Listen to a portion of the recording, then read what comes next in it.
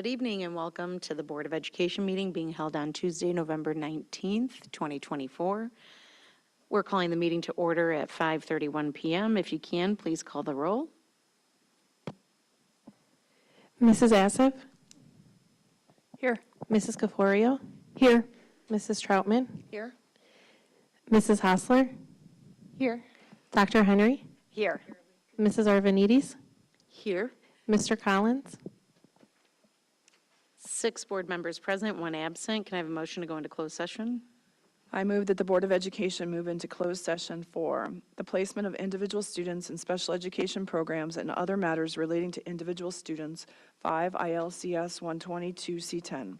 The appointment, employment, compensation, discipline, performance, or dismissal of specific employees of the public body or legal counsel for the public body, including hearing testimony on a complaint lodged against an employee of the public body or against legal counsel for the public body to determine its validity. 5 ILCS 122C1.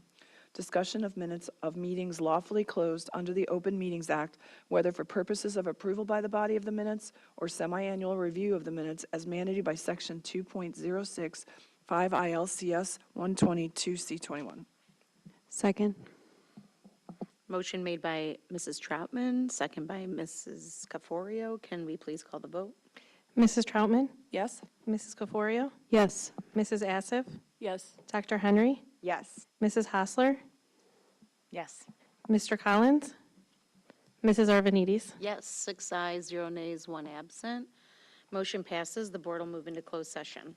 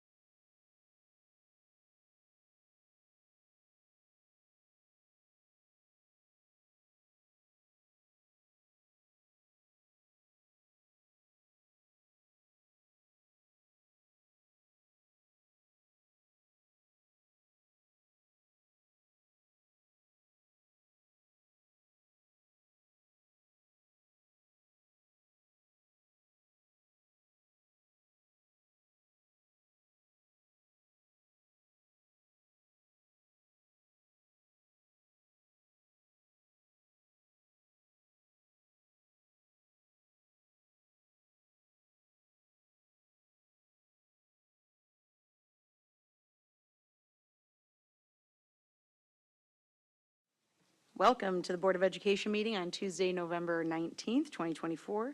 The board has been in closed session for items listed on this agenda since 5:30 PM. We have 7 board members present and 0 absent at this time. Can we please stand for the Pledge of Allegiance?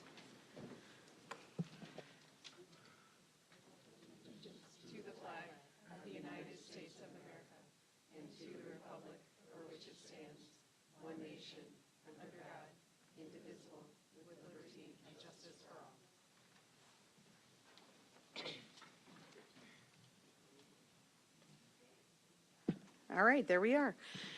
We will start our night tonight with our spotlight and recognition. Today, first, we will be hearing from Madison Early Childhood Education Center. Come on up.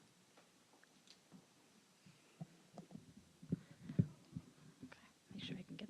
Hello, can you all hear me? Okay, great.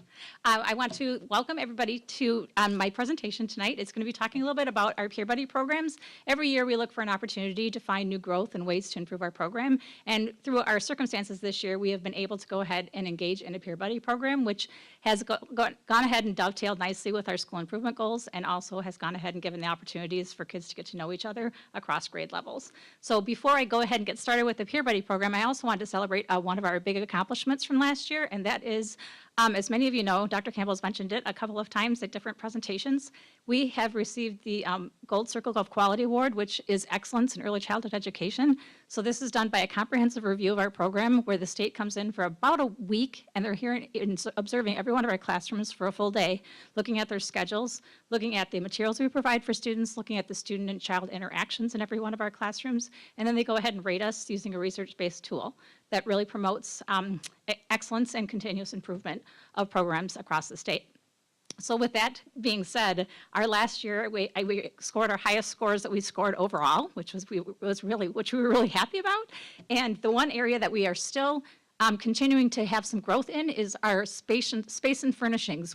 But thank you very much to the board by going ahead and saying to you, with our renovation, I believe we've addressed most of those concerns, so that we will be able to go ahead and have an even higher score the next time that they come out. So we are really thankful to everybody for that. And now I will get started after celebrating some of our accomplishments with the Peer Buddy program. So Peer Buddies and what they do, they kind of go ahead and they align nicely with our student journey of excellence. When we're educating students, both students in the elementary grades and early childhood good students gets opportunities to communicate effectively. They also get times, and they also go ahead and can collaborate and problem solve a little bit more for the 5th graders sometimes than our early childhood students, but they also get an opportunity to collaborate and problem solve. And engaging, they contribute meaningfully to community and society, especially for some of our older elementary students. And then also they demonstrate empathy and practice self-reflection throughout this process. So those are the main areas that we go through on our journey of excellence, and some of our go ahead and our district plan for excellence and improvement. So the Peer Buddy program, here's a couple of our peer buddies at work here. We've been able to go ahead and have a Peer Buddy program at Edison this school year, and Field is also beginning to go ahead and implement buddies for some students and thinking of different creative ways that we can use them with students in both of our buildings.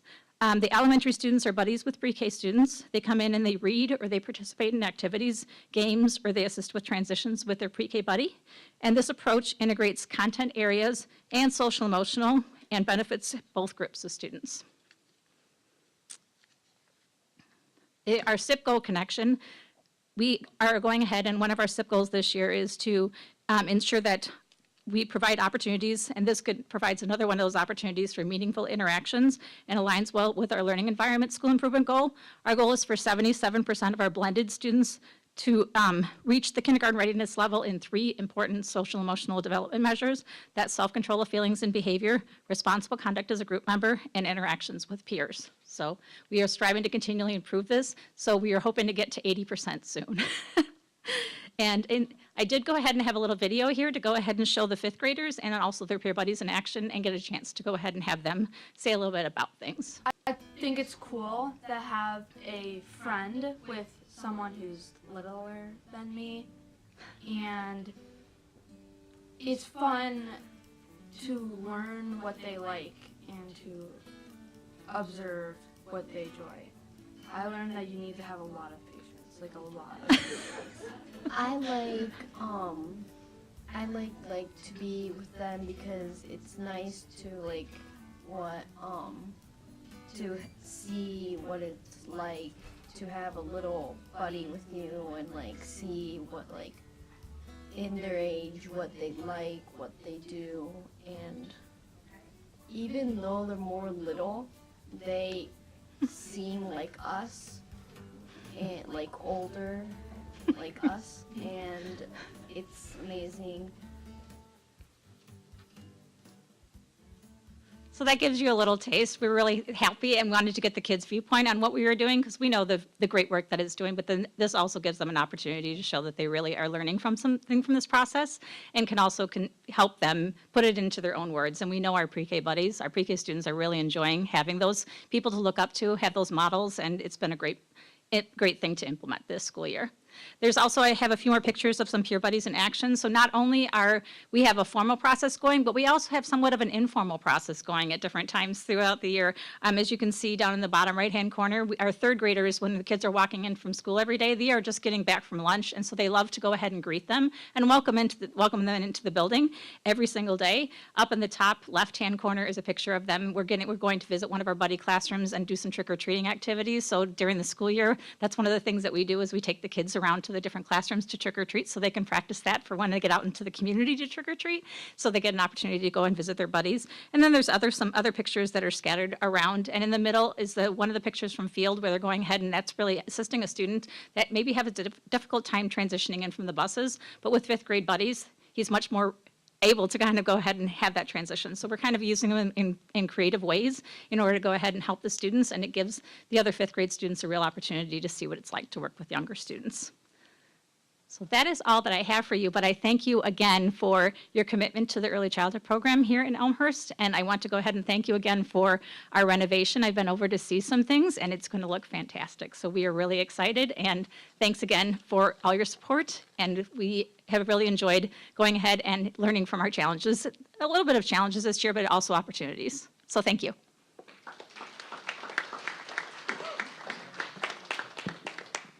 Thank you, Principal Condrat. And I just want to say a thank you. This year, is challenging with being in two different schools. Of course, the prize at the end is going to be one well worth waiting for. But thank you for your hard work and commitment in managing through this period of transition. I personally am hearing positive things about student experiences at Madison this year, even though you're kind of all over the community. So thank you for your time and effort and your hard work and for your presentation. What a wonderful program for our kids. Item B, Field Elementary School Spotlight. Come on up. Hello, thank you for having us. I'm Heidi Thomas. And Katie Stahura. We wanted to actually focus a little bit on math with you today.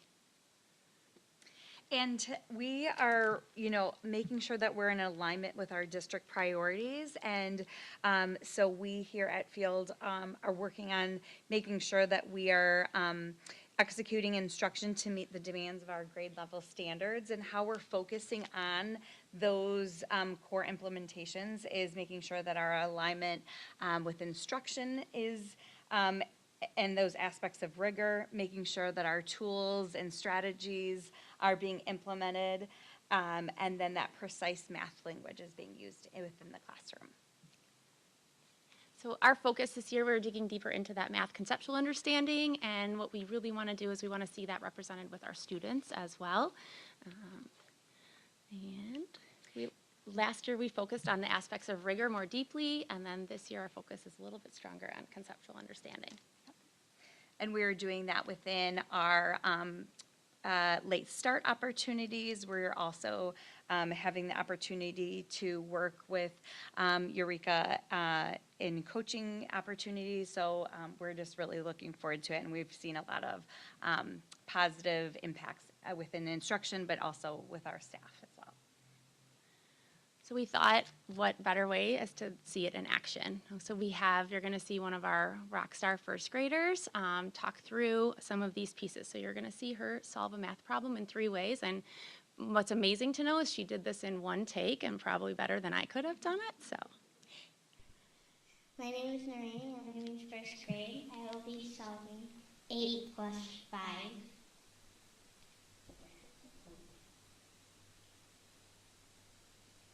So I'm going to use my 5 groups to make a picture.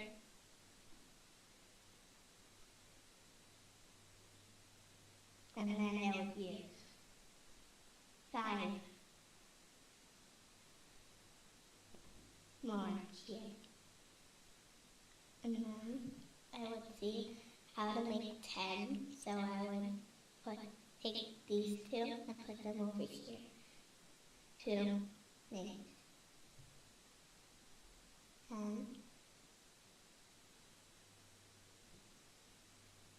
And then we would have 3 left. So a new number sentence would be 10 plus 3 equals 13. And then another way you can do it would be making a number bond. This is a different way to make a number bond. You take the problem, so 8 plus 5. You would take the 5 and you would split it. You needed 2 to make 10.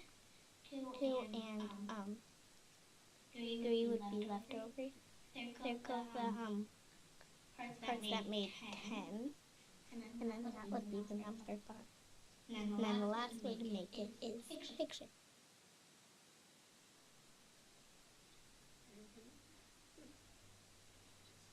Eight and then 5.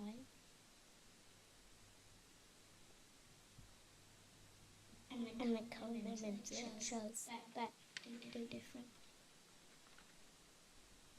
And then I would erase these 5 ones and put them over here. And circle the 10. And then 3, so 10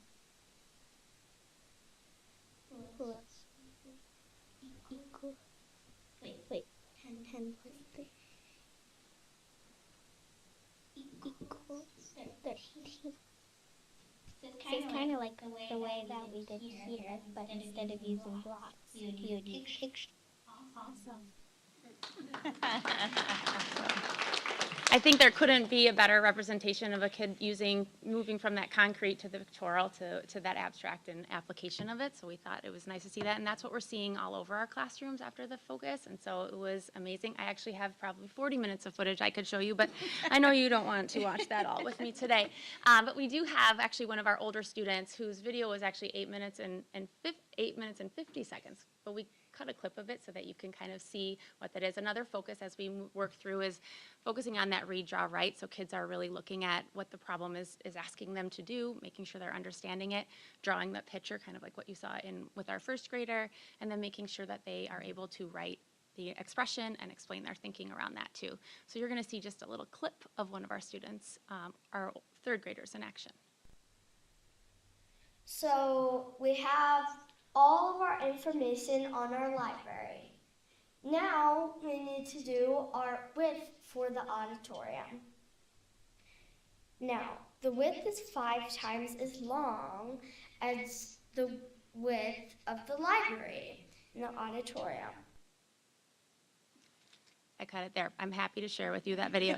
But she does a very thorough explanation of that too. And I'm actually hoping that when you guys, some of you I know are going to come visit us very soon, and we're going to see some classrooms of math in action as well. But we wanted to give you a little highlight of what it looks like at Field. So thank you for having us.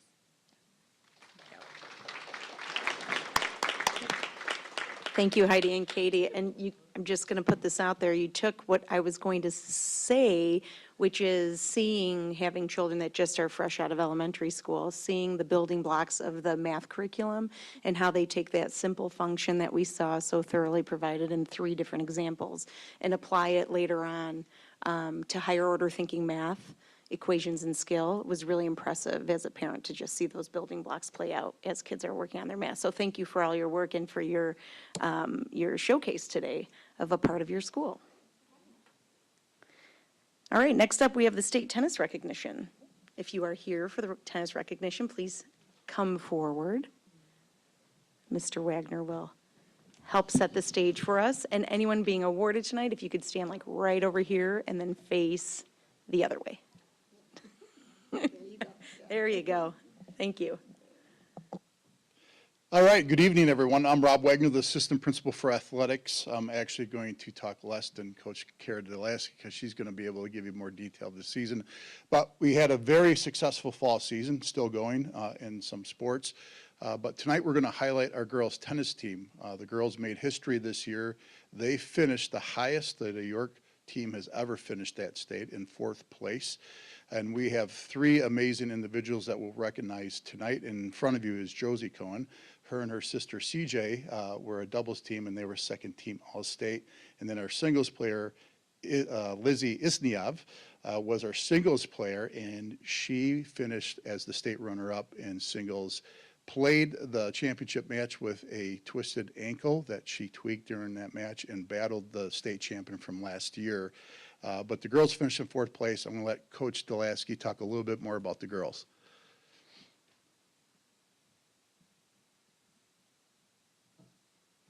Well, thank you, Mr. Wagner, and I want to thank you and the athletic department, Dr. Hurt, and all of York High School and D205, also the Elmhurst Park District, because Barron's Park is our home, for all of their support of our program. It was definitely an exceptional season and one for the record books, and I am joined here by our senior captain, Josie Cohen. Unfortunately, CJ, her sister, and Lizzie Isnioff could not be here. They are at tennis drill class tonight. They play every Tuesday. It's a really high-level class. They could not miss it. But Josie and I are here to represent this historic 4th place finish as a team in the state tournament. Just a little history, the previous highest that we'd finished was in 6th place, both in 2012 and 10 years later in 2022. And it was high-level tennis, definitely played on that last day, both in the doubles match by CJ and Josie, and also by Lizzie. Lizzie specifically will now be the most successful decorated individual player in York history. She has earned 2 medals in the state tournament. Both as a sophomore, she placed 5th, and then this year placing 2nd. She's the only Duke to have medaled in 2 state tournaments, and also hold the highest finish ever. This was previously actually held 40 years ago. In 1984, a doubles team placed 5th in 1984. So she is now kind of bested that pair. So again, thank you to our community. Thank you for all the support. Congratulations to our 3 amazing athletes, and go Dukes.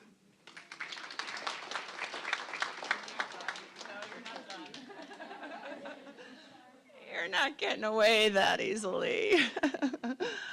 I always think it's important when we take these moments to appreciate where we are, that we look back, and I think, Coach, you did a great job in that. I looked up some tennis stats myself this afternoon because I'm kind of obsessed with you guys, and I think that the tennis team is such a perfect example of showing how hard work, chipping away at it, yields these amazing returns. 3 years ago, just for everybody to understand the history here, York placed 10th at state. These same girls, 2 years ago, the team placed 6th, and Lizzie placed 5th and earned 1st team All-State honors. And last year, the team placed 8th, and CJ earned 1st team All-State honors, and Josie and Lindsay earned 2nd team All-State honors. And this year didn't disappoint. With York team placing 4th in state, Lizzie placing 2nd in state, and earning 1st team All-State, and Josie and CJ earning 2nd team All-State. It's just simply amazing. And we also have another York athlete, with Lizzie signing her commitment to continue her athletics and education at University of Illinois. So it's just amazing, the accomplishments of your team, Coach, and your individual accomplishments for you girls. So it is with great pride that I'd like to take this second to read the Board of Education proclamation. Having a little flashback there. We'll start with, we're going to go with the team. Whereas the York girls tennis team demonstrated exceptional teamwork, dedication, and athleticism by placing 4th as a team at the Illinois High School Association Class 2A state meet, achieving recognition among the top high school tennis programs in Illinois. And whereas this astounding accomplishment is a testament to the York girls tennis team's perseverance, hard work, and collective spirit throughout the season. And whereas the team's journey to the state meet was marked by impressive achievements throughout the season and sectional competition, showcasing their talent and commitment to excellence. And whereas the York girls tennis team, consisting of state tournament players Lizzie Isniov, Josie Cohen, and CJ Cohen has brought pride and distinction to York Community High School, District 205, and the entire Elmhurst community. Now, therefore, be it resolved that the Board of Education and Administration of Elmhurst Community Unit District 205 extend their heartfelt congratulations and appreciation to the York girls tennis team for their remarkable season and commendable fourth-place finish at the IHSA state meet. Congratulations.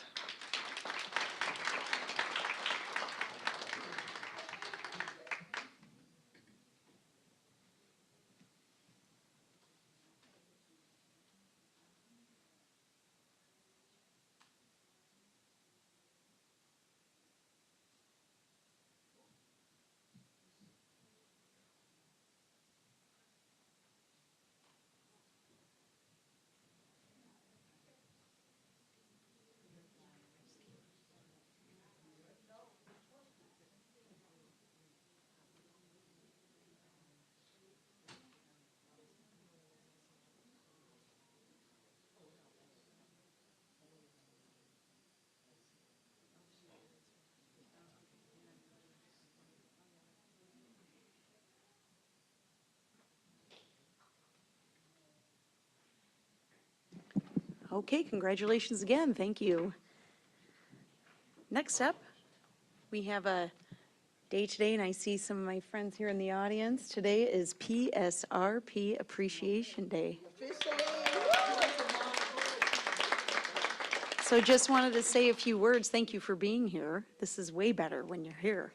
And but really express our gratitude and our support. You know, the PSRP group and staff are really the oil to the engine, right? It's like something that you need that makes the engine work smoothly and correctly and is always there to support. And so from the work that you do, which I sometimes, sometimes I describe it as it's a role where you never know what's coming at you, right? It's a parent experiencing some anxiety about something with their child. It's a staff member or a teacher who maybe forgot to make their copies and needs a little help, or a door's locked, or, you know, kids upset who are looking for a warm adult who can provide some support and get them to the right place. And so for all the things that you do, we thank you for your commitment to the district, your work with our students and our community, and just for being you. Happy PSRP Appreciation Day. Thank you.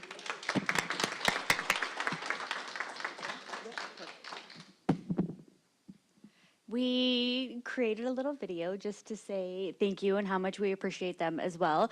This is by no means comprehensive of every PSRP member in the district, but we tried to capture as many as we can, and we hope they enjoy it.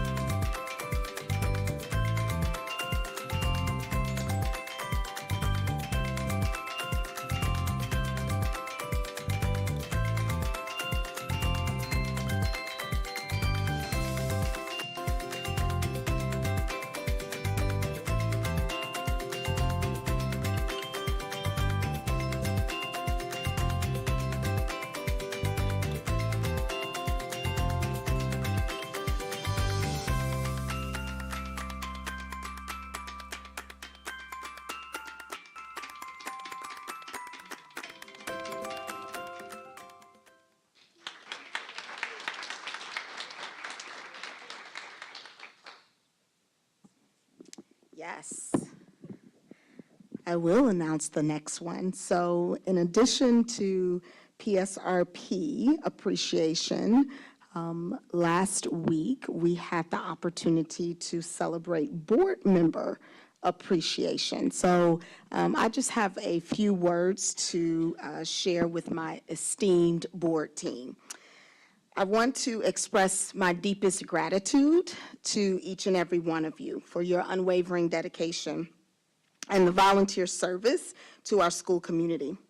Your commitment to the success of our students, our staff, and schools is truly inspiring, and I'm honored to work alongside such a devoted team. Being a board member, and I have learned this over the last 4 years, is no small task. It is a role that requires countless hours of preparation, thoughtful decision-making, and steadfast focus on the needs of our district. While much of your work is visible during board meetings, so much happens behind the scenes. For example, reviewing materials, attending school events, collaborating and communicating with organizations, and engaging in meaningful and thoughtful discussions that shape the current and future state of our schools. Your leadership, board members, exemplifies the very best of public service. You consistently model our district's core values by communicating effectively, collaborating thoughtfully, solving problems creatively, and always prioritizing what is best for our students, despite sometimes the criticism and the misunderstandings. You bring a diverse perspective to the table, and through empathy and self-reflection, you navigate the challenges of governance with grace and determination. But most importantly, you serve selfishly. With students always at the center of every decision, your work as a board not only shapes our schools, but it also strengthens our community as a whole. So I would like to say, on behalf of our staff, on behalf of the families, and behalf of the students, you do not hear this enough, but thank you. Thank you for your dedication. Thank you for your vision. Thank you for your tireless efforts. Thank you for your commitment to excellence. Thank you for your strong accountability. Thank you for your high expectations that you have set that will make a lasting difference. And we are so profoundly grateful for all that you do. And it is our tradition, don't be disappointed, we have a video, but we're not going to show it just yet. You will have to wait to the end of our board meeting during our communications highlight portion of the agenda. And with that, we give our Board of Education a round of applause.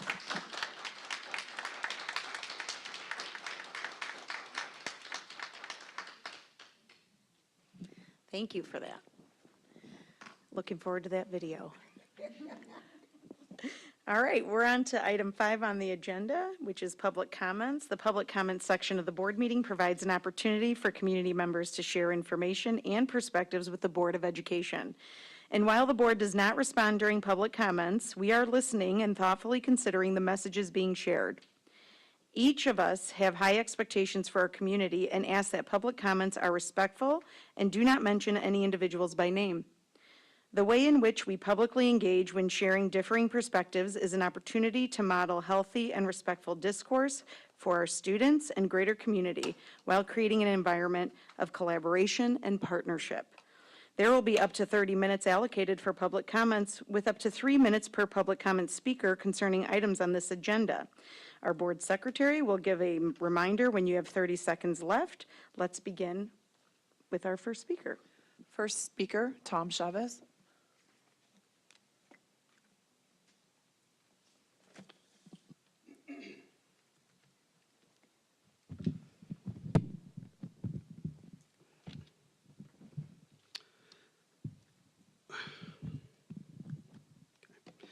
Hi, good evening. My name is Tom Chavez. On October 30th, ISB released the 2024 school report cards. For D205, it's not all doom and gloom. There are areas that have seen some improvement, and that's a good thing. But outcomes, or as the district's strategic plan calls it, college and career readiness, is what matters the most. SAT scores are what get your kids into college and earn them scholarships, not 5th grade IAR scores. Unfortunately, the news here isn't so good, and in fact, it's getting worse. Year over year, York SAT scores dropped. ELA from 55 meeting standard to 50, and math from 53 proficient to just 49%. This means students coming into D205 have only a 50-50 chance of achieving proficiency in core subjects by graduation from York. This is not student success, it's failure. Last year, the district presented its strategic plan and told us they expected SAT scores to increase by at least 3%, but they dropped 4 instead. That's a huge miss. What is happening? Money certainly isn't the issue. The district raised your taxes by the maximum 5%, and spending per student is at an all-time high, $19,000, before factoring in capital improvements. So what then is the issue? Superintendent Campbell said, and I quote, she's been working to maintain urgency and elevate and increase student achievement. What does that mean, and how exactly is she doing it? Let's look at ELA, or English Language Arts, as an example. ELA is a core school subject that helps students to develop reading, writing, speaking, listening, grammar, and spelling skills. Didn't common sense tell Superintendent Campbell that adding a 3rd grade book like American Street to core freshman ELA curriculum wasn't the best way to help an already struggling cohort of students to catch up or, quote, elevate and increase their achievement? Why did the school board go along with that? Is anyone shocked at the outcomes? I don't have a master's degree or a doctorate in education, but I was pretty sure American Street was the wrong choice. I came to a board meeting and told you so and was mocked and ridiculed for it. What do those people have to say now? Should this community continue to listen to them? To help parents better understand what drives curriculum choices, can any of you in the administration share the section of your master's or doctoral program that told you adding far below grade level curriculum would actually improve reading outcomes for high school students? 30 seconds. Again, I'm pretty sure nothing told you that. So what then drives these obviously poor curriculum choices? I think we know the answer. I've had my ear to the ground for the past few years. I've knocked on a lot of doors, listened to a lot of people. Many of them are current or former D205 teachers. What I've learned is that concerns about math and ELA curriculum aren't new. What I've also learned is that these good teachers are afraid to speak up because they are fearful about their jobs. They feel bullied and marginalized by the administration and a school board that doesn't have their back. 3 minutes, thank you. It's time to put to rest the narrative that having high expectations for our schools means you're anti-teacher. 3 It's minutes, time to thank you. listen. I'm going to finish.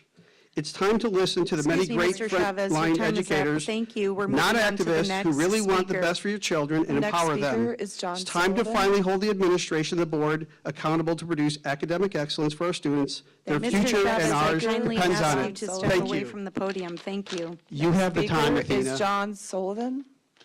John, come on up.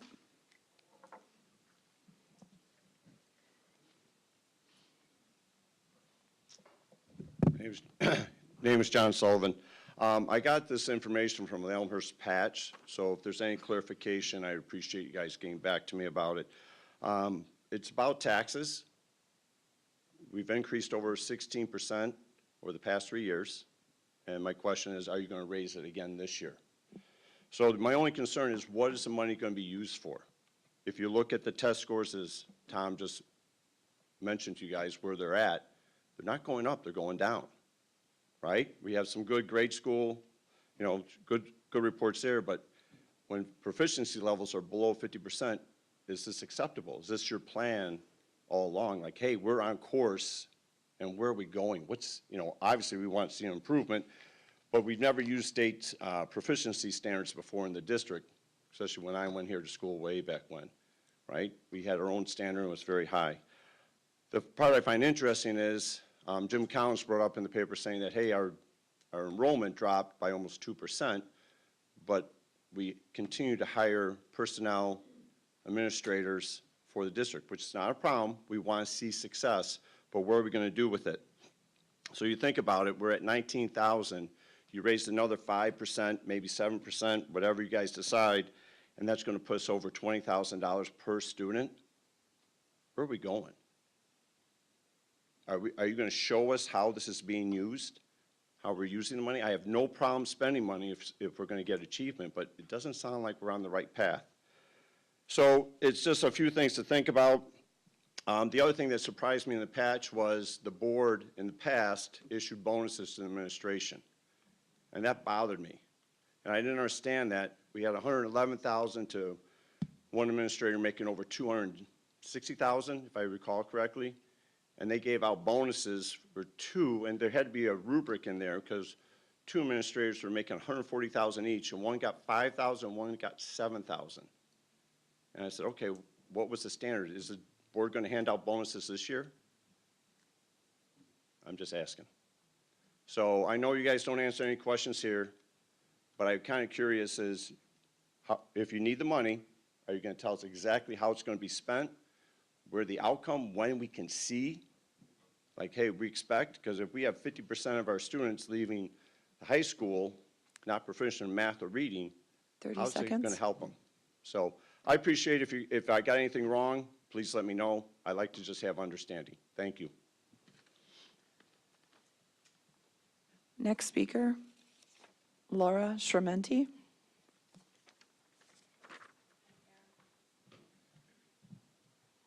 Thanks so much for the opportunity to speak today. My name is Laurel Scrimente. I came to talk today about accessibility in our schools and what it means for our students and staff. I'm the mom of 2 kids at Jackson Elementary School, and my older daughter recently broke a bone in her foot and is getting around in a boot and crutches. I'm sure that the board knows that the 3rd, 4th, and 5th grade classes at Jackson School are on the 2nd floor, which is fortunately accessible via an elevator. However, I would guess that many people in our community, many families I know at Jackson School, had no idea that there are academic classrooms in a basement room at Jackson Elementary School that is only accessible by stairs. It was actually one of the first things my daughter said when she got crutches. "Mom, I won't be able to go to my REACH classes because there's no elevator." Fortunately, the school staff have been really delightful and accommodating in moving that REACH classroom into a spare space on the main floor of the building. I'm actually delighted at the coincidence that it's PSRP Appreciation Day because those folks at Jackson School have really been a delight in helping my daughter. So I'm very thankful for them. Nonetheless, I wanted to bring this to the attention of the board for a couple of reasons. First of all, as you know, just last year we finished construction at Jackson School to add additional classroom space on the main floor to accommodate all-day kindergarten. And so when I learned that the REACH classroom was inaccessible by elevator, my first thought was, our community just spent all this time and money on a referendum to improve our school buildings. It seems like it was a miss to leave one basement classroom at Jackson Elementary. It seems like the renovation was the perfect time to address this issue. Furthermore, while offering to move the REACH classroom to a main floor space in the school is a reasonable accommodation for the short term, I want you to imagine that you have a child or a staff member with a more permanent mobility issue. While the reasonable accommodation given to my daughter follows the letter of the law in terms of ADA, it does not follow the spirit of accessibility. Quite frankly, it's inconvenient for the teacher. They have to rush to a different space every day between classes. They don't have the setup they're used to. And it also makes our children with mobility challenges seem different. It highlights that they're the reason everyone in the class has to make this change. I wanted to share a really helpful resource to better understand accessibility and how it benefits us all. This comes from the Microsoft Inclusive Design Handbook. I actually work in software development, so I live and breathe digital accessibility. But what I love about this is how they reframe disability from being a personal health condition to really being mismatched human interactions. 30 seconds. What this tells us is that we can't magically remove any personal health conditions that might lead to someone having a disability, but as a community, we can solve mismatched human interactions. We can design our school spaces so that they are inclusive to students with all kinds of mobility issues. So I hope that the board gets a chance to come to Jackson School and see the basement classroom. I've already talked to the principal about this. I know she is really eager to find a solution, and so am I. So thank you so much for your time today. I really look forward to working on this with you. Thank you. That's it. Thank you to everyone who took the time to voice their concerns, support, or perspectives with the Board of Education. Common practice of the board is to follow up with public commenters after the board meeting as needed. We will be moving on to the approval of board meeting minutes. Item A is the approval of regular board meeting minutes from October 15th, 2024, and approval of the Committee of the Whole meeting minutes from October 29th, 2024. Are there any changes to either meeting minutes? Seeing none, those meeting minutes stand as presented. Item B is the approval of closed session minutes from October 15th, 2024. Those meeting minutes stand as presented. Item 7, reports and presentations. Letter A is the estimated tax levy. I will turn that over to Chris. Thank you. Good evening, everyone. Tonight, we are seeking board approval on the estimated 2024 tax levy. In the presentation, I will explain the tax levy components, differentiate between the levy and the extension, present the proposed levy and its impact, and share the rationale for the proposed levy. So the process for this levy started back in January 2024 when CPI was announced at 3.4%. As you know, the tax cap is the lesser of 5% and CPI. The estimated tax levy will be considered later in tonight's agenda. On December 6th, we will publish the Truth in Taxation notice in the newspaper. We will hold the public hearing at the start of the December 17th board meeting, and then we will seek board approval on the 2024 tax levy. After board approval, we will file the tax levy at both counties on December 20th. This needs to be done by the end of December. At the end of March 2025, DuPage County calculates the final EAV, new construction, and tax extensions. As you know, the property taxes for the 2024 tax levy are collected in calendar year 2025. The first half in June of 25 and the second half in September of 25. In this slide, the Property Tax Extension Limitation Act is also known as the tax cap. It limits the operating extension to the lesser of CPI or 5%. As I stated, CPI for calendar year 2023 was 3.4%. So the tax cap is 3.4% for this levy. This chart shows that the first 10-year period of the tax cap in blue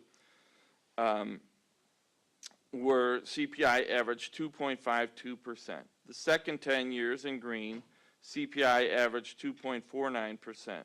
The most recent 12 years in purple includes the lowest CPIs. The tax cap averaged 2.33%, even with the 5% caps in 2022 and 2023. The next slide, this slide just shows that the 2024 tax levy is collected in June of 25 and September of 25, and therefore it's equated to the budget year 2025-26. So we know determining the 2024 tax levy. What we know the tax cap is 3.4%, but what we don't know are two factors: the overall EAV, but this really only impacts the tax rate, and it's currently estimated to increase at 4.6%. The more critical unknown factor is new construction EAV. This is critical because it is exempt from the tax cap. We used a rough estimate of a new construction EAV at 40 million. This is based on past new construction amounts. Residential has averaged about 30 million, and commercial industrial property has averaged about 10 million. We want to make sure we understand the tax levy terminology. The levy is the Board of Education's request to the county for property taxes. The extension is what the county ends up actually putting on the tax bills.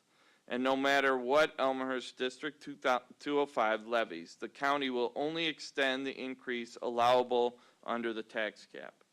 This next chart illustrates that point. The top blue line is the levy, which is the request.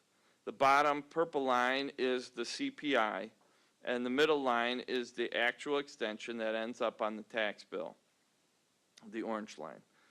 The reason the levy or blue line is always high is because new construction EAV is unknown at the time of the levy. If we knew what new construction was at the time of the levy, then we could levy right at the orange line. But since it's an unknown factor, we levy more than anticipated. In this slide, we have the 2023 extension in the left columns, the 2024 levy in the middle column, and the estimated extension in the right columns. 2024 tax levy in the middle columns, we know that the capped operating funds have a cap of 3.4%. So above that 3.4% is for new construction. So the levy is a 5.2% request, which includes the cap of 3.4%, plus 1.8 for the inflated new construction 60 million, but will likely be more like the estimated columns on the right of 4.6% at the estimated new construction of 40 million. As far as the bond and interest, we have a levy with a 2.43% increase at 15,809,124. With the 1% loss in cost factor that's added on by the county, it results in a bond and interest extension of 15,967,216. This was the scheduled amount from the referendum. Last year, 2023 taxes, the original extension was 16,075,981, and then the District 205 abated 633,825. An abatement discussion is scheduled for January. Oops. So the overall 2024 levy includes $142,676,000 for the operating cap funds and $15,809,124 for the bond and interest, for a total levy of $158,485,124. On a $500,000 house with no new construction, only existing property, on average, the District 205 portion of the bill would increase by 3.41% or $245.39. The operating portion makes up 89.8% of the levy and is the 3.40 increase. And the bond and interest portion makes up 10.2% of the levy and is 3.46%. So our operating revenues. Corporate personal property replacement taxes were inflated due to COVID and have decreased significantly 2 years in a row. Interest income is decreasing due to rate reductions. So what we are expecting from the state aid moving forward from Elmhurst 205 is very flat. And this state formula basically requires any future revenue growth will have to be local funds. Federal revenues are down due to the end of ESSER. And Elmhurst District 205 has the lowest tax rate compared to all of our comparable local unit districts. This pie chart illustrates our current mix of revenues. Local funds are 84% from property taxes and 7% from student fees, from local funds, student fees such as lunch and textbook fees and interest income. State funding includes 4% from evidence-based funding and 2% from other state grants, and the federal revenues make up 3%. And here is a chart illustrating the property tax rate, which compares Elmhurst 205 to our comparable unit districts. Elmhurst 205 has the lowest tax rate. On the expenditure side in transfers, school districts are impacted by inflation. Property taxes are imperative to cover the rising costs required to continue developing and maintaining high-quality community schools and drive student success. Align staffing models to support student growth and achievement, provide adequate services to support the increased diverse learning needs of students. Historic labor shortages have had a significant impact on the district's ability to attract and retain staff in various positions. Health claims and medical inflation are resulting in historic premium increases of 36.8% for calendar 2024. Fortunately, with the work of the Insurance Committee, we were able to get a 5.1% renewal for calendar year 2025. This labor market has resulted in substantial contract increases in purchase services such as busing, nursing, athletic training. District 205 has aligned curricular resources utilized at the elementary, middle, and high schools to maximize student success. Investment in the school buildings and intentional scope expansion utilizing the district's operating reserves. School building investments included the final of 3 transfers of $7 million from operating funds to the capital projects fund. This pie chart illustrates our mix of expenditures. We have about 69% of our expenditures dedicated to staffing in salaries and benefits. This percentage is normally higher, but we have a total of $12.79 million in transfers in this budget. As you know, staffing is the largest portion of the budget. And we have already started working on next year's budget to find ways to maximize our resources. We are taking a thorough review of all of our staffing positions to see if we can reduce positions through attrition. And we are auditing all of the department budgets to find ways to tighten the belt for the 2025-26 budget. There's a new requirement that we show the cash balance reserves during the levy hearing. This slide is from our June 30th monthly financial report, and it shows that we started the fiscal year with $57,982,506. This amount needs to be less than 2.5 times the average of the last 3 years. The average was about $159.5 million times 2.5 is about $399 million. Since District 205 doesn't have a large accumulation of reserves, this law is really not a concern for us. Here we're showing a few renderings of what the renovated Madison Early Child Center will look like.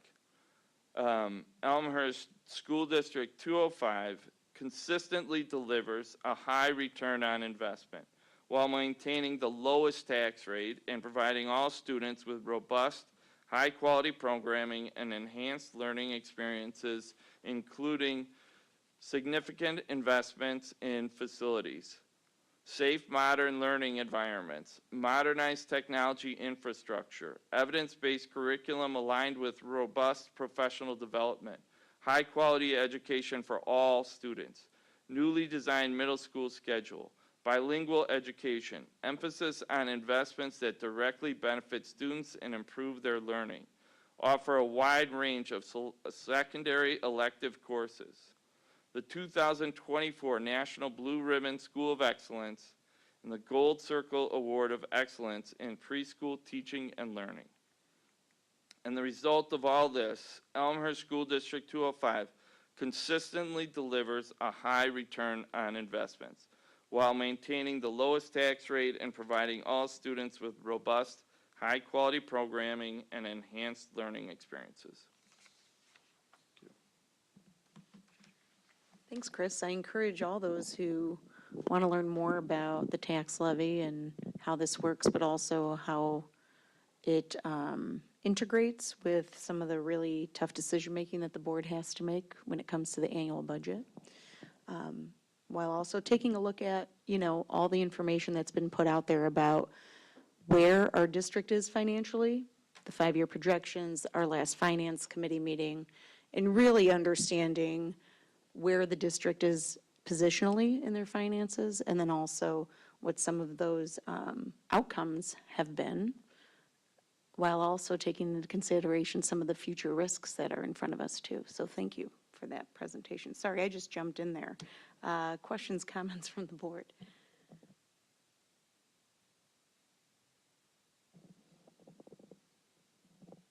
Seeing that there are none, I thank you for the presentation, and we will move on to, I lost my place here, the consent agenda. Item 8, is there anything anyone would like to pull from the consent agenda? Jim? I'm not advocating we pull anything, but I just reinitiated and on items, I just logged back into Board Docs. Okay. Items F, G, and H, there are still 2 copies of the results, 2 alternatives still posted. I just want to make sure we're voting on the right thing in that consent agenda. Are you sure you hit refresh? Because I'm seeing one, but I could be off on that. I'm hitting refresh. I logged out and logged back in. There's 2. Each attachment has both options. Okay. Page 1 says non-resident, page 2 says resident for each student, so we can have both. Okay. Yep. So what does that mean? Kara? Sultana.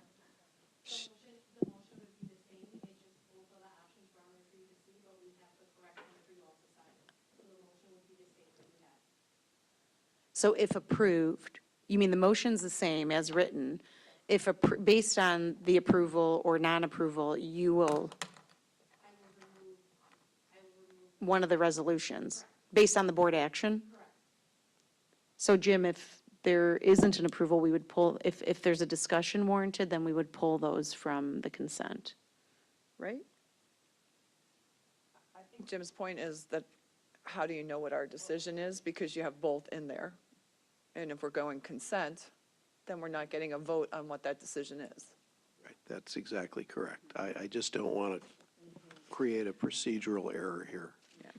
So we should pull them. No, we should pull them and then vote on each of them individually so that the right one is signed.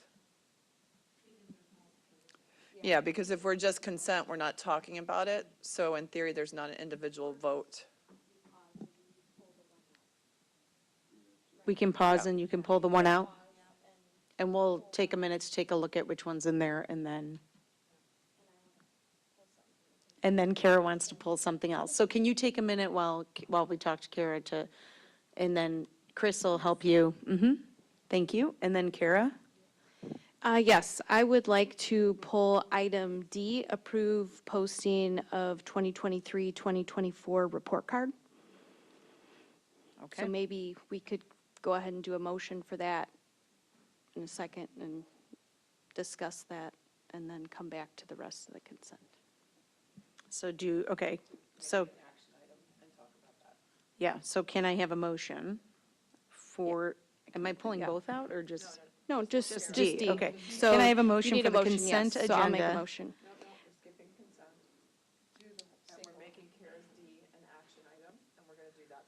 Oh, we're going to make it an action item. Well, no, instead of doing, usually we do the consent and then we do whichever one's pulled. We're just flipping while they do that. Okay. Do we need a motion to do whatever's pulled? Yes. Okay. Yes. Thanks I for move that dragging the me along. Board of Education approve the posting of 2023-2024 report card as presented. I'll second. Motion made by Ms. Caforio, second by Ms. Troutman.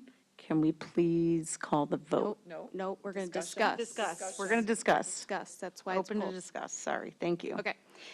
So I wanted to just ask that this be pulled, just because we had a committee of the whole meeting on October 30th, correct? Yes. Is that correct? Yeah.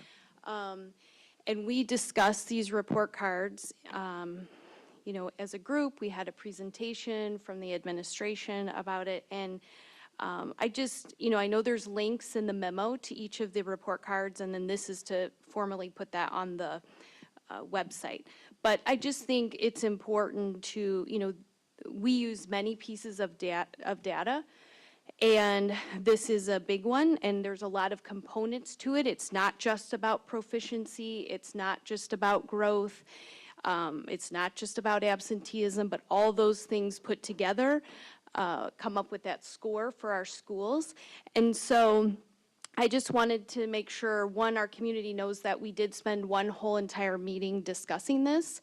But then I also wanted to ask Dr. Campbell if she could just, or someone from her team, give a very high level, just kind of recap of what you do with this data after you receive it. So we talked in depth about it, we had a presentation, so then how does that translate into work at our schools? Sure, I will start and then I invite my colleagues to join. So one of the things that I want to just kind of also elevate is that the summative state assessment data that's included in report cards is reflective of the end of last year. So our students actually take state assessments in the months of April and May. And so if you think about the timing of that, so as we've shared the results publicly and with the Board of Education and with our community, we have to understand that we're already in a major part of our current school year. And so I really want to just kind of call that out. So the work that's done in our reflection of this data that we have now made publicly actually happened starting in the spring of last year. We bring our teams together, both district as well as school administration, multiple times throughout the year to engage in data review and data reflections. We've shared oftentimes in our teaching and learning updates the amount of structures and the ways in which we bring adults together to look at data, to analyze data, and then to create action steps out of that. And so the reality is our 24-25 school year obviously started in August, and so teams started back in the springtime through preliminary. So the state actually releases preliminary data to us, and we use that preliminary data as a district office, as school level administrators. We come together in May and June, and we begin to analyze that yearly data. We identify some of the highlights. We start to think about where some of our greatest opportunities and our leverage. And principal leaders, along with district administrators, create school improvement plans. And those school improvement plans are responsive to what the data and what the information is saying. But I really appreciate you calling out that this is just one piece of information.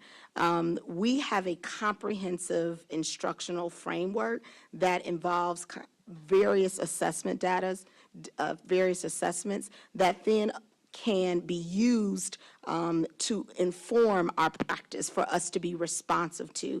And we've had our assistant superintendent kind of share even curriculum embedded assessments. We've shared some of our comprehensive school assessments that take place in certain benchmarks, and all of that information is then used. But I want you to know that the work in terms of us responding to the data that was released in the state report cards, it's been back in the summer and in the spring, and we've already hit the ground running and responding to that.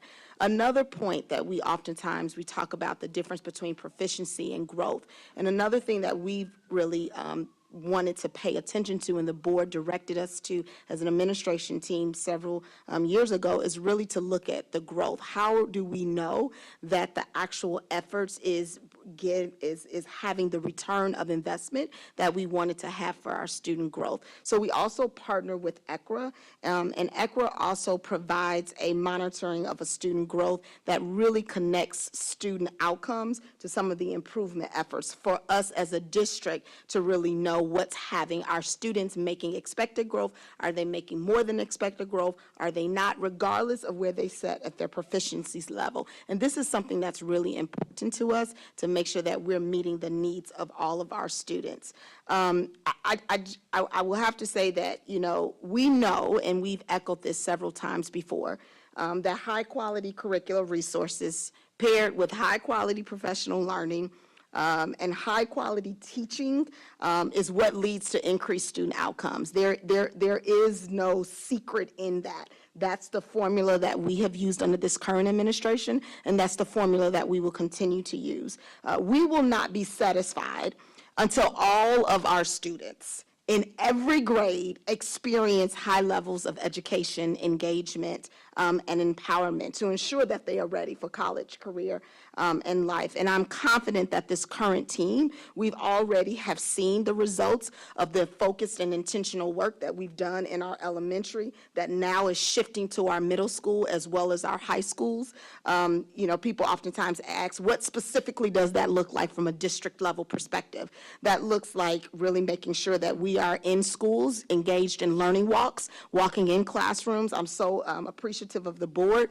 Just as recently as this morning, you were in buildings this week, last week with me, you were in buildings really looking at the quality and the fidelity of implementation of high quality resources, making sure that students are engaged in complexity of text and task.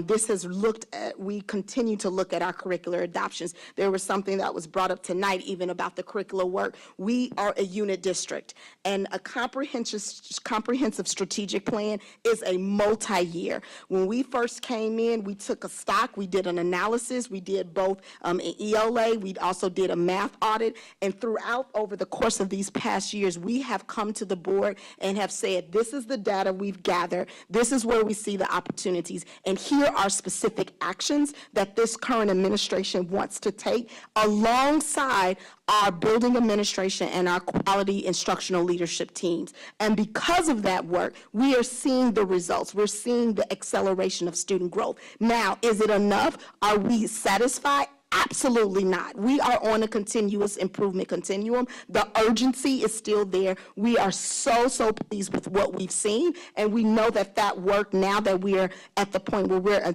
we're turning our attention and our focus within our middle school as well as the high school, that we're expecting those elevations of student outcome and growth to continue. So yeah, I mean, it is around, really making sure, again, that our theory of action for what we've already seen is having the intended outcomes on elevating student growth and achievement. That's a really long answer, but it's the work. It's the work that we do, and what we've tried to do to make that work, right? We're educators, we're living it, it makes sense to us, so we've tried to really chunk that work in presentations to the board around our learning. We try to elevate and make decisions. We've shared very publicly around our curricular adoption process. Our assistant superintendent of teaching and learning and our assistant superintendent of school leadership, our assistant student of student services have shared that we have a research-based process of how we look at curricula, how we're making those decisions, how we're engaging key stakeholders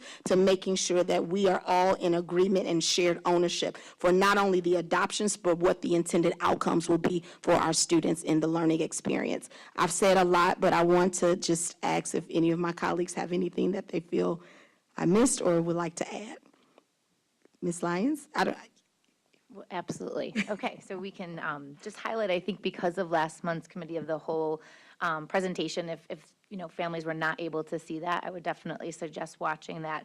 I think just a few things to highlight since 2021 that's really important is that in our grades 3 through 8 Illinois Assessment of Readiness scores, we've seen an increase of 26% of our students meeting and exceeding expectations on IAR, and we've seen a 16% increase in our math proficiency.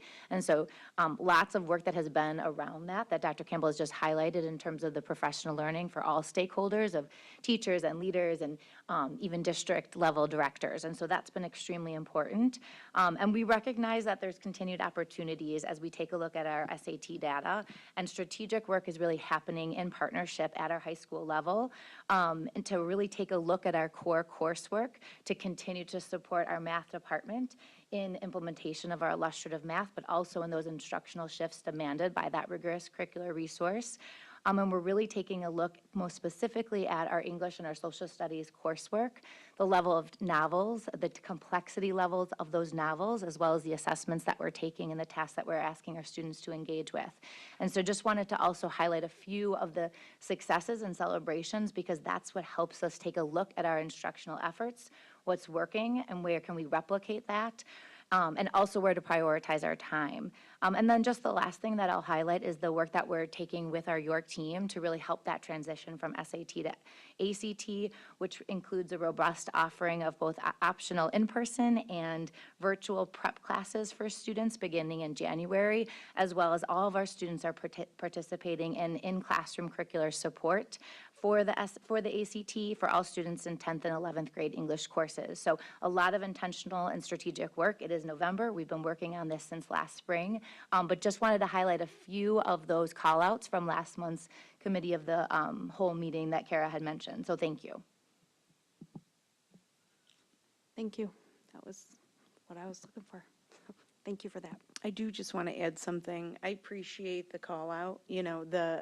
First off, the double-digit numbers you shared for the K through 8 is impressive, and I want to highlight that again, and thank you for sharing that. I also appreciate the call out of SAT and where we're at 9 through 12 and all of the work that you're doing. A big takeaway is this, that we have to keep at the forefront is that this is a multi-year plan, and that we know right now in year 3 to 4 that what has been implemented has worked, because we're seeing the impact on K through 8. And so now this kind of forward-looking to 9-12 and implementing the same structure and strategy, and feeling confident that we will see the growth that we're looking for 9-12. Just wanted to highlight that and say thank you for bringing that forward, and just this reminder of it's a multiple-year plan. It doesn't happen in 1 year. I would challenge somebody to find a district that has seen the growth rates that you've seen in D205, because I don't know that it's out there. So kudos to you, thank you for that, and also calling out the SAT and where we're at in our plan for the future. Any other comments on this one? Okay, with that, Call the vote. can we call the vote? Call the vote. Now you can call the vote. Now I can call the vote. On which one? On item On D. item D. Just item D. Item D. The motion was approve posting of 2023-2024 report card. And Mrs. Hassler? Yes. Dr. Henry? Yes. Mrs. Assif? Yes. Mrs. Troutman? Yes. Mr. Collins? Yes. Mrs. Caforio? Yes. Mrs. Arvanites? Yes. 6 ayes, 0 nays, motion. 7 ayes, 0 nays, motion passes. Can we just hit a reset button tonight? Okay. Now we'll go back to the consent agenda. I hope everybody had a second. I reviewed it. It is where we thought it would be. Can we now have a motion for the consent agenda?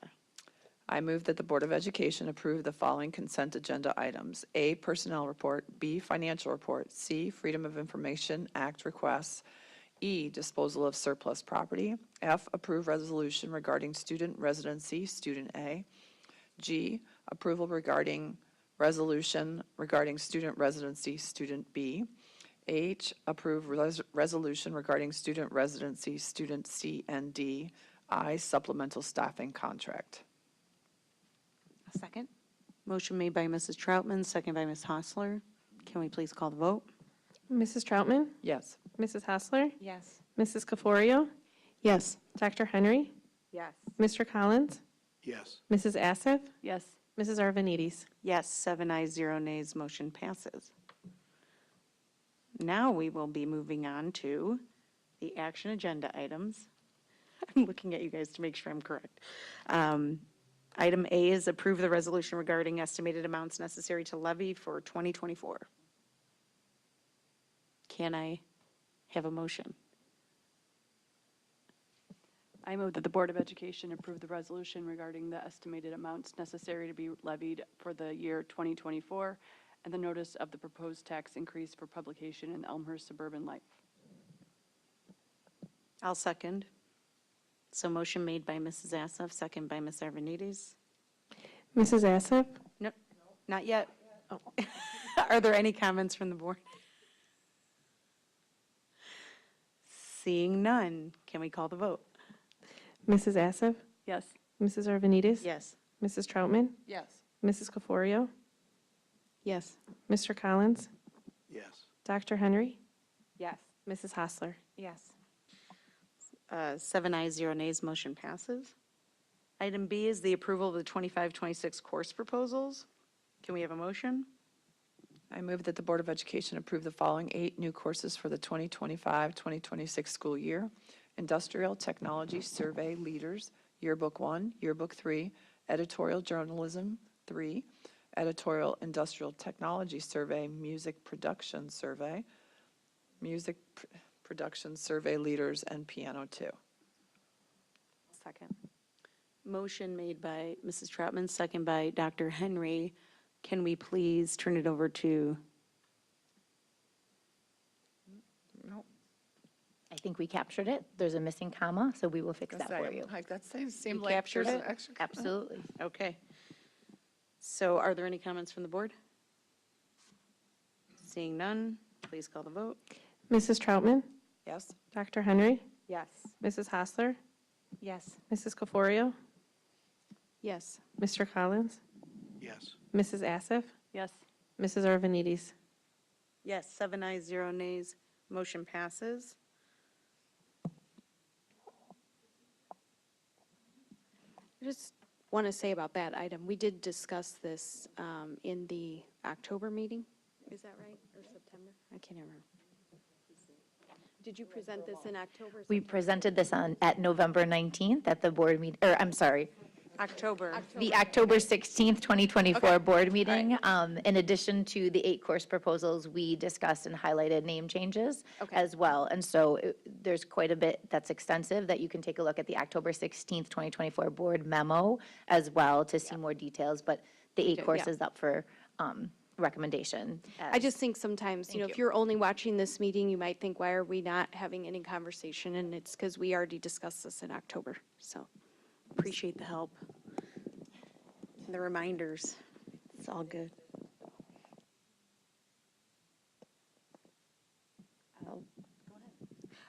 Just, Mr. Schmidt, are you going to step to the microphone? And I think.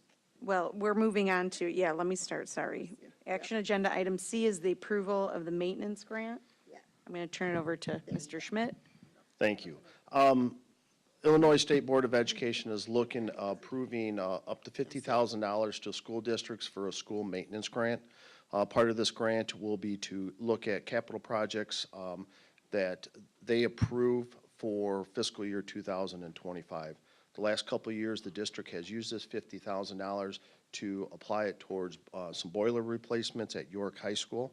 This year, as part of our 10-year life cycle plan, we've identified the rooftop unit at Jefferson in the multi-purpose room that is scheduled for replacement, and we're going to schedule it for next year and apply the $50,000 of the grant towards the estimated $150,000 of this project to reduce our cost to $100,000.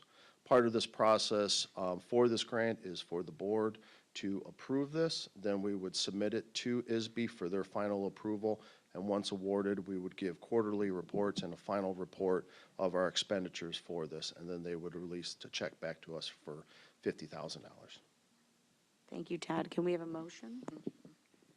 I move that the Board of Education certifies the Illinois State Board of Education School Maintenance Grant for capital projects for fiscal year 2025.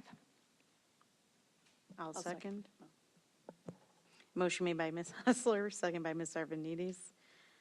Are there any comments from the board? Kara? Or something different. So I just think, you know, tonight someone mentioned, you know, what do we spend our money on?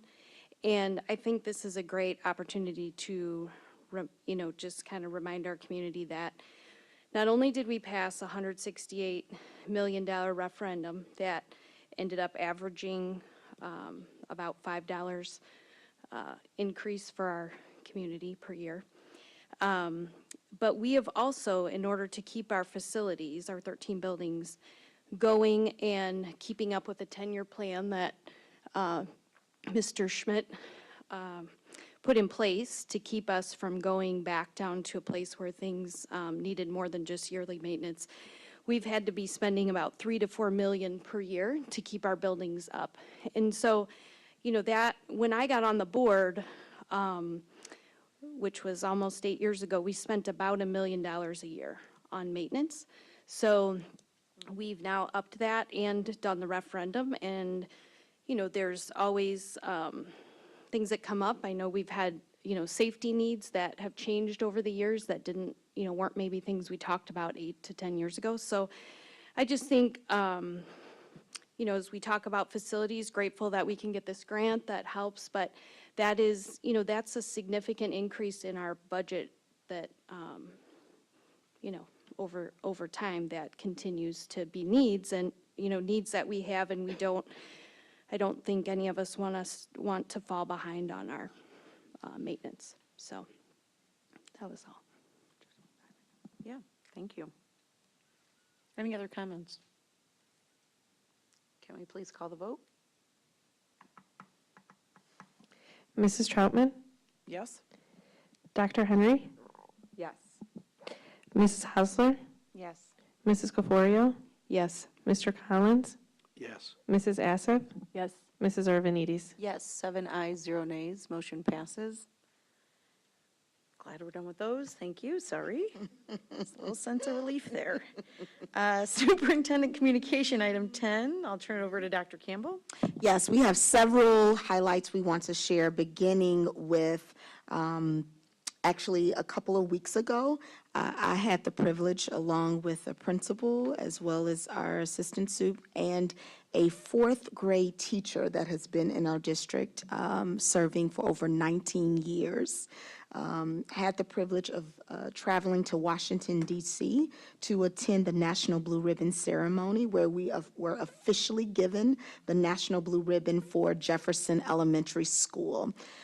This was an amazing opportunity, engaging with leaders from some of the highest performing school systems in the country, and hearing their successes as well as their challenges confirm the work that we are doing. I think one of my personal takeaways is having the opportunity to connect with Emily, who is our teacher in our district, and after she sat with other teachers from National Blue Ribbon schools, she came back to me and she said, I am so affirmed and I am so excited to be a part of District 205 because of the work that we're doing here. Is definitely the cutting edge work that's aligned and elevated to research. And I was able to really lead and engage in really thoughtful conversations with other colleagues. So that, again, is just a testament to the work that we are doing here in D205, and is truly affirming to see the dedication of educational excellence resonates with so many systems across the nation. Next up, a highlight is Veterans Day, which I had the privilege as well of participating in several events that our schools hosted in honor of those who have served our country. This year in Elmhurst D205, schools went above and beyond to show their gratitude to veterans, offering a variety of heartfelt tributes, including breakfasts, honor ceremonies, 5K runs. I had the opportunity of going to the Chamber of Commerce, and there was a member just again speaking to how much they appreciated the honor and the way in which we've celebrated our veterans. And so this is something that is seen and felt across the Elmhurst community. These events are a testament to the respect and the appreciation our students, our staff, and community have for those who have made such a sacrifice to protect our freedom. And so that's just one of the highlights that I wanted to mention on tonight. We also have a really exciting learning opportunity, so I'm going to ask our Assistant Superintendent, Ms. Lyons, to just share a little bit about this upcoming learning opportunity for parents. Thank you, Dr. Campbell. The D205 Learning and Teaching Team is hosting 2 upcoming parent universities for middle and high school caregivers. On November 21st, this week, Director of STEM Pathways Dave Beatty will facilitate a webinar that will be recorded, a webinar from 2 o'clock to 3 o'clock p.m. with a focus on deepening caregivers' understanding of the instructional shifts and strategies aligned to illustrative math, the district's new curriculum in middle and high school. And on December 2nd, Director of Literacy Pathways Colleen Jedi will facilitate a recorded webinar from 2 o'clock to 3 p.m.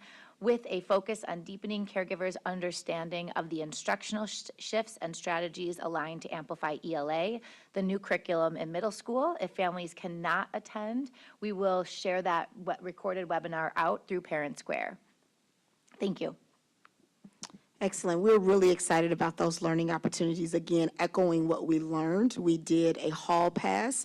If you all remember, with our coach from Edison, and one of the things she's elevated with the adoption of curricular resources, bringing parents alongside, because a lot of times the resources and the ways in which students are learning now looks different than when we were in the classroom. And so just making sure that we understand the resources and ways in which they can support at home, again, with the focus and the attention on our middle and high school families.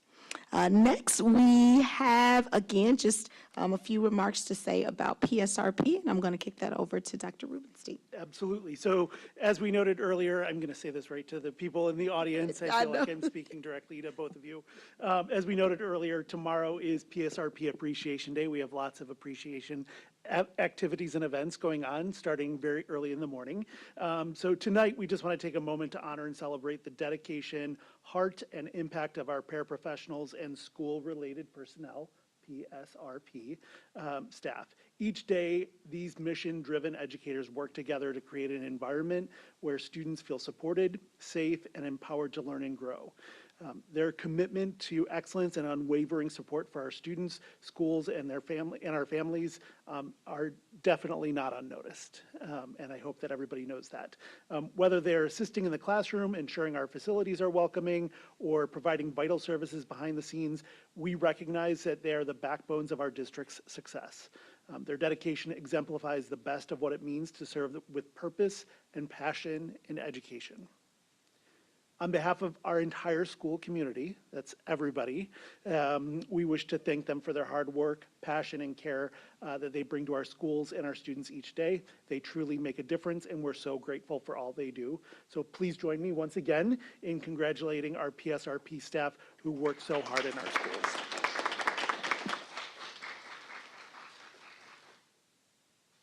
Thank you. We have an exciting announcement. Speaking of our referendum work and speaking of the coordination from our staff, that we are actually ahead of schedule for our brand new Churchville Auditorium. So I'm going to turn it over to Mr. Welton.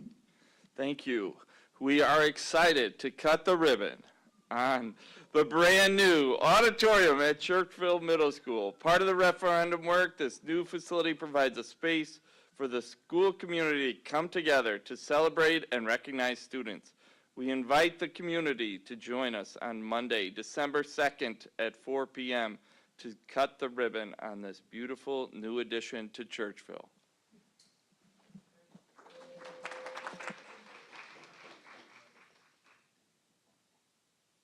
So please mark that date in your calendars. We look forward to seeing our board and our community members there. So as promised at the top, we have a special video.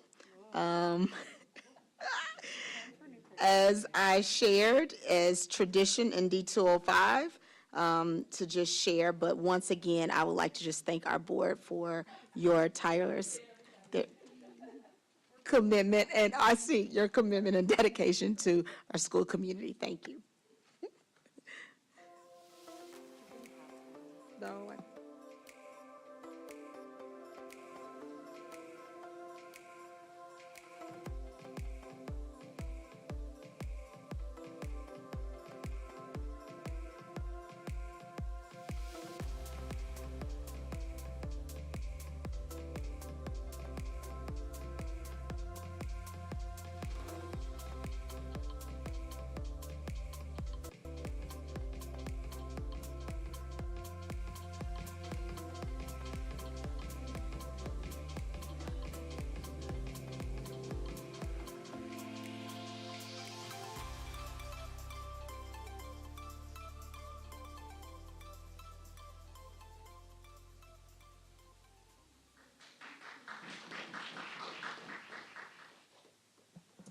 details, little recognition in there. Thank you. Let's go on to board communications, item 11. I think Dr. Henry might have a little update for us. Sure. So I'm just going to share that the IASB conference is this weekend, and I am the IASB delegate for District 205. And so I just wanted to quickly review. So at the there's going to be some resolutions that the committee, there was a resolution committee through IASB that voted on certain resolutions they think that we should be adopting. So I'm just briefly going to go through the 6 that they are recommending that we adopt, and then there were 4 that they recommended that we do not adopt. 3 of them have been appealed, and so I just wanted to briefly give you a one-liner on all of those. So the ones that were recommended for adoption were for dual language, doing that the attainment of the Illinois State Seal of Biliteracy satisfies the Illinois World Language requirement. There was one on evidence-based funding, authorized charter school fundings, and saying that to align the evidence-based funding formula for state-authorized charter schools with the same formula that's used for every other public school in Illinois. There was another one on TIF accountability, and that was to advocate to enact legislation that reforms the TIF process, to create a process that ensures fairness, requires disclosure to taxpayers on the cost of TIF prior to approval, including impact on TIF on the tax bill, and publishing annual tax revenues from TIF and have it available to the community. So that was one. Faith's Law, creating a centralized state agency for EHRs. So ISB E would create a statewide database as a means to fulfill the employment history review requirement. There was one on healthcare coverage, which I thought was interesting, and this would require that the Illinois Department of Central Management Services to create a unified health plan for school districts to opt into to make sure to provide equitable insurance coverage to all school staff across the state. And the goal would be, with these larger numbers, bringing down the risk and thus the cost of insurance. And then there was one that they recommend adopting a resolution to a current existing position statement, which was on polling places. And they want to amend the current policy that says that school districts should not be mandated to close on election day if none of the buildings that are used by students are being used for election day. So those were the ones that they had recommended we do adopt. There was 3 that I mentioned that were eligible that have been appealed. One of them that they recommend not to adopt was on cell phone usage, and it was to require school districts to create a policy that does not allow students to use their cell phones except in certain cases for students with health conditions or IEPs. They recommended not to adopt this. They said they did not support statewide mandate, but this was best to govern locally, as it could pose safety, student discipline, and fiscal challenges for districts that they thought it was best left to local districts. The other one that they recommended not to adopt that's being appealed and up for discussion at the meeting is an Office of Inspector General. So a proposal to establish an Office of Inspector General to ensure accountability, transparency, and efficient use of public funds. And they recommended not to adopt because they agreed on the importance of oversight, but there were many laws and processes already in place, and they felt creating a new agency was unnecessary. And then the last one that they recommended not to adopt that was appealed was criminal background checks, so requiring all school board candidates to have a criminal background check before submitting their petition. They recommended not to adopt this, and the rationale was that background checks create a different election standard than we have for other elected offices, and there's also financial and procedural implications that could deter qualified candidates from running. So those kind of just a generic overview, but if you log on to IASB website and look for the committee proposal report, the resolutions committee report, you can read more about each of these. And if anybody has any questions or concerns or wants to discuss, I'm welcome. I'd be happy to discuss. So thank you. Great, thank you, Dr. Henry. If you can I ask you to do, maybe, can you send us that link on email, just so we make sure, we used to get a paper kind of handout with these there, but then it's easier rather than me going to find it. I'm Yeah. sorry, that's really selfish to ask for. It's not a big deal. I can send you a It link. might be at your fingertips in a way that is not at mine. Beth, you had something? Just wanted to note for our community that if these are adopted, those are things then that the IASB would advocate for. Doesn't mean that anything would instantly change or that anything would be put into place, but just so everybody understands that. Thanks for clarifying. No. That's a great point. Okay, anything else from the board? All right, number 12, upcoming meetings. We have December 4th, 2024, Policy Committee meeting at 5:30 PM, and December 17th, 2024, a Board of Education meeting at 7 PM. Both meetings will be held here at District 205 Center in rooms 215, 16, and 217.